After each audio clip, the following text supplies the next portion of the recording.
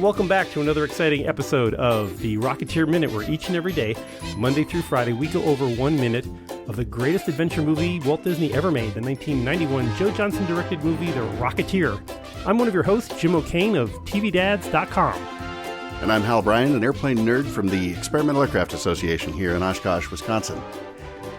So we are back in the bean field. We're back in the bean field, dealing with the aftermath at this point. Yeah. Poor old Lucky Lindy. Well, not so lucky. He's kind of prone with his feet up in the air, and the X3 burning mightily as dear old Cliff and Peavy run across the bean field to turn off that engine.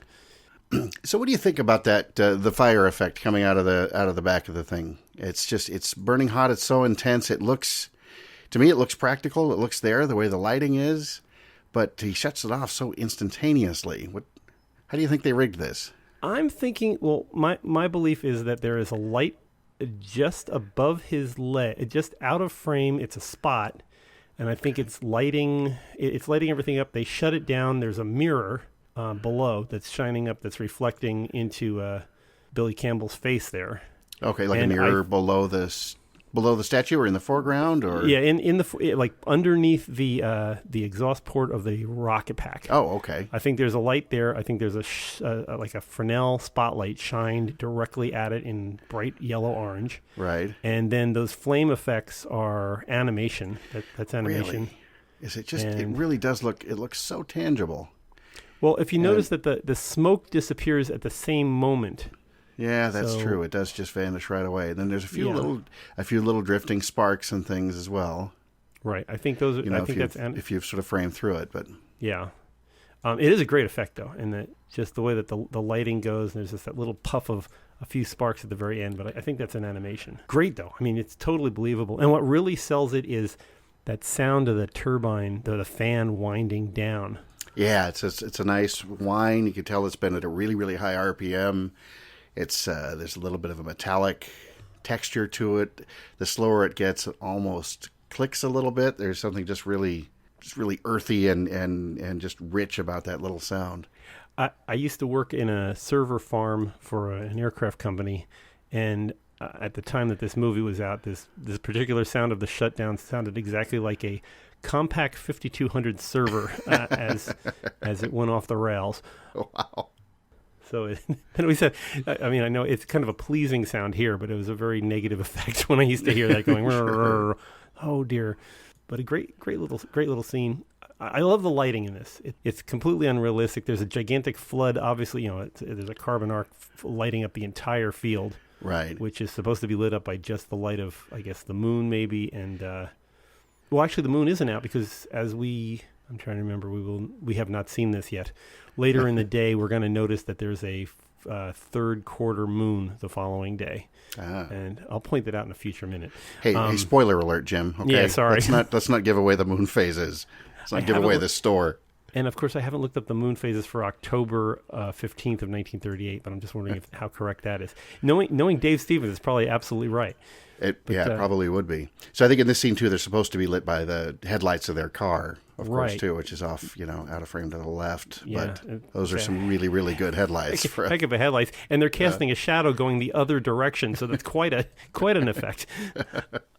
It's a movie, and we're just trying to follow what the plot's along. And the basic upshot of this is they've got to pay off that gas bill to the lousy nickel nurser. Right. Yes. Or he's going to hang one on their kisser or something along those lines. Yes, it all involves cement and all kinds of, right, cement and landscaping materials. And a pine overcoat. Yeah. Never forget that. They wanted to earn more real money than $10 a show. Yeah. Which, $1938, for those wondering, here in 2017, that'd be about just a little less than $170. So, okay, so it was a lot more money, but they're not getting rich at $170 per show. 20 nickels per dollar. Yeah, you need to have at least 200 people to get the $10 a show, but I'm not sure how much he's thinking. How many more people can he get in? Right. I have no idea what was the attendance for things like Bendix air races and things. I can't imagine. Those were pretty massive. There's a public domain photo out there. I wonder if we can try to at some point maybe get it up on the site. There's an aerial photo that shows, I don't know how many thousands and thousands of Model Ts just parked. An aerial shot looking down at the parking lot for one of the Cleveland races, and it's amazing. I don't know if there's, I don't even want to guess the number, but there are thousands and thousands of cars, and of course they're pretty much all black. They all look about the same. So you can imagine coming out to a parking lot like that and trying to find your car. Oh yeah, and these were like the NASCAR of its day, I would think, of the thing to do. Right, absolutely. So it was a big deal. But even as we see later in this film, you've got the Bigelow Air Circus and their bleachers and things, the way they're set up. I have no doubt that Bigelow would be happy to build more bleachers if he can have the Flying Man there to perform. Yeah, and he's only a stone's throw from L.A., so there's probably a large population that he could draw on. And if you get the Hollywood community, and apparently the press, well, we are really getting ahead of ourselves, but there seems to be a lot of press covering these. I would think that that there would be a lot of coverage and a lot of marketability. Absolutely. That's always been a part of air shows and things, is that trying to figure out how to monetize it when it's something up in the sky. Right, it's kind of hard to exactly. hide. Right. Well, as everybody knows, we do our big flying and air show here every summer at Oshkosh, and every once in a while on our Facebook page or something, we'll get somebody posting, and they always mean well, but they'll say, boy, I sure love that show. We have a spot just outside the fence. We park, and the whole family, we bring a picnic. We watch it every year, and we love it.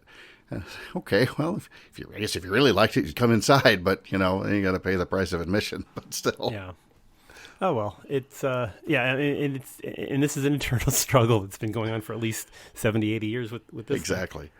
So this is mostly an exposition scene. They're trying to talk about. We're showing the motivations here. Cliff likes the idea of an engine, and he loves the idea of being able to strap it on and fly it around. That would be an exciting thing to do. But mostly, it's how can he pay off his debts so he can get back into doing what he really loves, which is air racing. Right. And we keep learning more about their dynamic too, between Cliff and Peavy. I don't know why I always get a kick out of it that Peavy calls him Clifford. That's sort of that. You're a kid, and you get the sense that Cliff's probably been hanging around the airport maybe since he was a kid, and maybe Peavy was a mentor of his or something like that. Yeah, and he's also Peavy's a bit of a Jiminy Cricket. He's Clifford's conscience. Clifford wants to. He wants, let's do this, let's do that, let's do all, right. and it's like, well, there's the right way to do this and the wrong way to do this, and if you're taking things from people and they don't belong to you, that's stealing, and you gotta give it back and make sure you make right by it. Yes. And it's like watching Andy Griffith show, and this is just Opie trying to come up. Well, it's not a bad idea. Gee, Paul. Yeah. And Peavy's got a couple of the great lines in here. It's number one. I love "Are your eyes painted on?" Yeah, that's such a great. It's it's kind of a throwaway thing, but it's this wonderful insult. Like how did you not just see that? Oh man! And then when you borrow something and you don't tell nobody, they call that stealing. As you said, he's the conscience right there. Yeah, and poor old Cliff, he's trying to come up with every reason why. Oh, this is a great idea. No, I can. We'll give it back when I can afford a new plane. Then it'll be okay. It's not stealing if it's just enough. Right. If you only hang on to it long enough. Something else I love in this scene too is the we've had this intensity of the thing flying around. Crashes, they get to it, just get the engine shut off. Now they're carrying it back. Cliff is doing his scheming. The music there is just great. It's this really, this light, very bouncy traveling music as they're stomping back through the field carrying the statue. And then there's just one hint, if I remember right, there's just sort of one hint, I think a French horn or some other brass comes in, plays the actual classic Rocketeer theme, but the rest of it is just sort of dun, dun, dun, dun, dun, dun. The little oboes, and it's just kind of it matches the dialogue that there's this little thing. Well, what about this? Well, what about that? Oh, what about Right. And as Tom Geyer was saying earlier, a couple episodes ago, this theme is so versatile that you can apply it in different ways, that it can be comical, it can be epic and heroic, or it can just be this muddle through comedy section. The thing that hits me about this particular minute is I wonder how many takes they had to drag Lindy back and forth across that bean field. And she's doing the reset. And poor Alan Arkin is walking into a cloud of dry ice there on every single take. Right. And all that, all the quote unquote smoke pouring back in him. And you see when they start, it's all going right in Cliff's face. And then they, turns around. And Cliff is leading the way. Yeah. As you said, the eyes is going right back into Arkin's face. Luckily, the furrows and stuff are enough that we don't see. It's not like a scene shot on a sand dune out in the Sahara where you can count the footsteps and figure out how many takes it took for them to do this. They're they're just tromping right on through. And it's probably easy to match. I mean, you just watch their shoulder go up, shoulder go down. Right. Very very smooth camera work when we're doing the one where they're kind of following along. We're standing in front of Cliff as he's walking. It's nice that whole Steadicam work. Yeah, it really is. And they must have had is it a dolly track? Is that what they would put down for something like that? Yeah, I would think. I mean, there was Steadicam work back then, and right. they were working toward lighter cameras, but I'm sure these are heavy Panavision 65 millimeter lenses and all that, and they're probably pretty sizable things that they're moving. But yeah, in a place like this where it's a set, or not a set, but it's it's a part of, this is probably part of the Disney Ranch or something, and they probably just laid down rails and rolled that camera back and forth 10 or 12 times. Right, just back and forth and back and forth. There's so many subtle things here. Narita's coloring in this, the browns and earth tones in there. It gives you the idea of night in the field, and right. But it's interesting too, because for a night shot, and this is me only pretending to have the slightest idea what I'm talking about, but you talk about the browns and the earth tones and all that, it actually has a very warm color temperature to it. Yeah. Even though you expect night to be lots of blues and very muted and things like this, the earth tones in here still come through. It still feels sort of still warm. I don't know, like there's still a little bit of afterglow from the engine or something, and certainly that there would be a lot of yellow color in the headlights of the car at that point too. That would have that'd be a warmer light than like the LEDs we see today. It's really fascinating from production side, seeing the that dry ice production. You can notice it especially back around second 8 and 9 as they pick up the it's been laying there. The prop guys probably just ran out of frame with after dropping a bag of dry ice into some water, but it really has to spew out a lot so that when they're walking there's enough smoke coming out of it that it looks like it's still cooling down from the engine running. Right.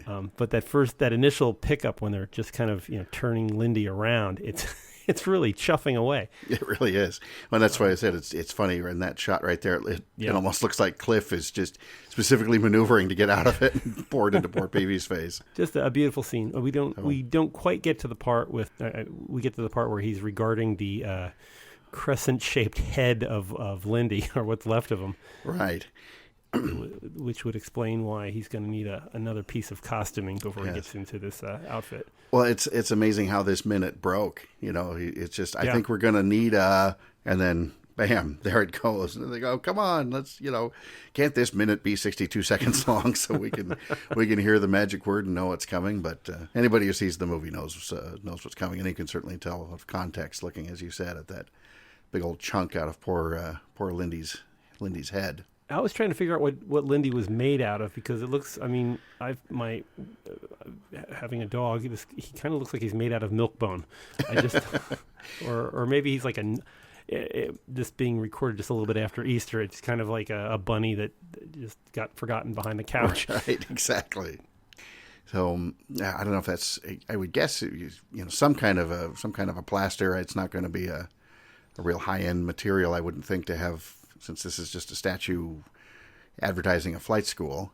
Yeah, it's probably just poured, maybe poured concrete or something that they just, could be too. Boy, and this really makes me want. I have avoided at all costs looking online in the shopping section for replica X3s, but just looking at that, I want one so badly. No kidding. It's wrong. But that's the curse of watching this movie. Yeah, this is one of those that every time I go back to it, my phone comes out and I'm looking at eBay for props and anything and everything. Is there something out there that has this image on it, ties to this in some way that I don't have? And not that I've got some huge collection or something, but it just drives you to it. You just want. It's not totally slavish consumerism, or I like to tell myself it's not. Everything about the look of it is so cool. You want a piece of it. Yeah, I mean, you want to learn about. I mean, ever since we started this podcast, I keep thinking more and more about. I build airplane models and different kinds of models and things, but now I want to start going out and looking for a Miss Los Angeles kind of thing, or the mystery flight. I've never put together a 30s era plane like that, and I keep thinking, I could do that. Do you have any in Oshkosh? Are there any models of some of the ones that we've been seeing? You mean like a GB or a plastic models, display models, yeah. Those kinds of things? We've got a few things in our museum, certainly in the gift shop. Not a ton of plastic models, but there's some really good ones out there. I think Williams Brothers is one that still makes a lot of the airplanes from that era. And then, of course, if you get into the flying models, the RC and free flight and stuff like that, there's a lot of really, really nice stuff there. Where the dollar values go way, way up. Yes, exactly. There's a number of astoundingly detailed paper card models too. We just had an event at our museum not too long ago, and there's one guy who comes and sets up maybe 3 or 4 8-foot tables full of just his the card models that he builds. And these look like highly detailed, super high-end plastic models until you get within about an inch or two.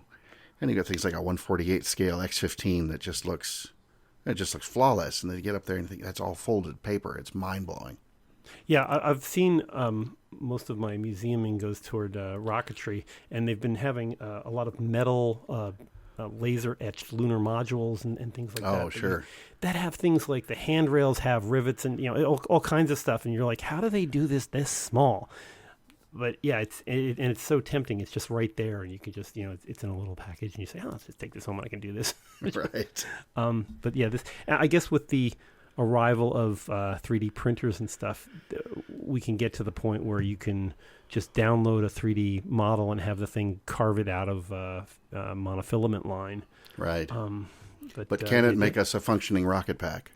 Well, that's the next question. Time will tell. I think we both agree, Jim, that this podcast that we're creating is going to be so timeless that someday, maybe 200 years from now, somebody's going to be listening to this and they're going to be laughing, say, well, of course we can 3D print our own rocket packs. Yes. Where else would we get them? They're probably listening to it on their rocket treadmills right now. They probably are. And they're yelling at Jane to stop this crazy thing. Exactly. Wow. Well, this has been a short, kind of a not event-filled minute, but it's opened up a bit of possibilities and given us motivations and things for this.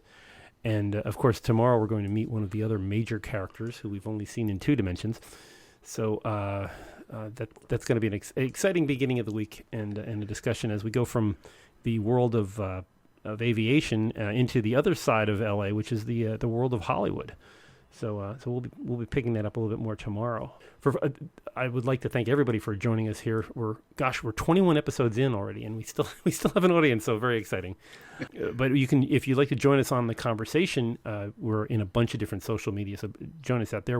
You can follow us on Twitter at Rocketeer Minute. We're at the Facebook at the Rocketeers Bulldog Cafe, where everybody gets together and talks about what we're talking about here on the show. Visit us also at the big site, rocketeerminute.com, where all the past episodes are available with story summaries, links, and cool swag you can buy in the store section. And as always, you can subscribe to us both on Google Play and iTunes. Just search for Rocketeer Minute and click subscribe to get our new episodes hot and fresh, delivered to you every morning on your little mobile device. Our opening music and also the closing music that you're hearing right now is by our own band leader, Tom Geyer. So, Tom, thanks again for this great theme. Check back with us tomorrow when I can reveal it now, we have a very special guest coming on. You may have heard him before, and I think he knows a little bit more about the Rocketeer than we do. So check back tomorrow here on the Rocketeer Minute. So until next time, over and out.